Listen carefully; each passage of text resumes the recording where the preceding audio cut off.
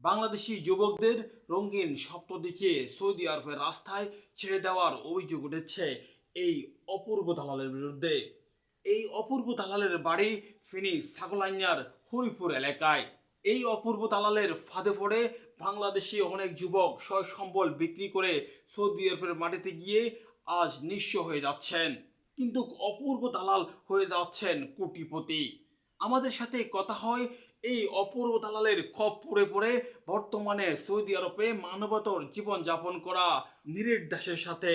এই নীরের দাস জানান তাকে সৌদি আরবে 5.5 লাখ টাকার বিনিময়ে নিয়ে গিয়ে কোনো কাজ না দিয়ে সৌদি আরবের রাস্তায় ছেড়ে দিয়েছেন।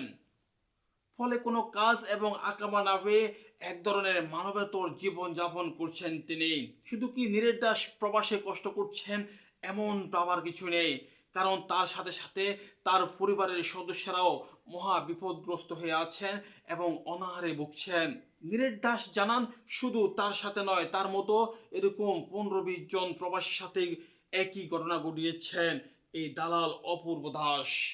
দর্শক, আমরা সেই ভুক্তভোগী নীরের দাসকে আমাদের সাথে সংযুক্ত করতে চাই, জানতে চাই তার সাথে কি করেছিলেন অপূর্ব দালাল। নীরের দাস, আপনি তো আমাকে শুনতে পাচ্ছেন, আপনার সাথে কি হয়েছিল একটু বলবেন? আমি দেশবাসীর কাছে একটা বিচার চাই। আমার বাড়ি গ্রাম হরিপুর, পোস্ট অফিস, বাংলা বাজার, থানা ছাগলাইয়া, জেলা ফেনী। আমার গ্রামের ছেলে অপূর্ব দালাল আমাকে সৌদি আরবে নিয়ে আসে আজ থেকে 10 মাস আগে। আমাকে আনি 3,000 টাকা বেতনের চাকরি দিব বলে এখানে নিয়ে আসে। আনার পরে আজ পর্যন্ত কোনো কাজ দেয় নাই। আমি খানা দানায় অনেক কষ্ট করতে আছি। আমি দেশবাসীর কাছে অনেক বিচার চাই। আমার ফ্যামিলি অনেক কষ্ট করতে আছে। আমার ওয়াইফটা অসুস্থ। আমি এটার একটা বিচার চাই ভাইয়া। আমি ছাগলাইয়া থানাতে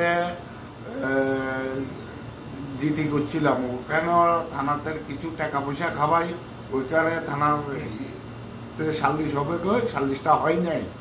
আমি দেশবাসীর কাছে ওই দালালে আরও এরকম আরও 15-20টা লোক আনি এভাবে ছেড়ে দিছে সৌদি আরবে।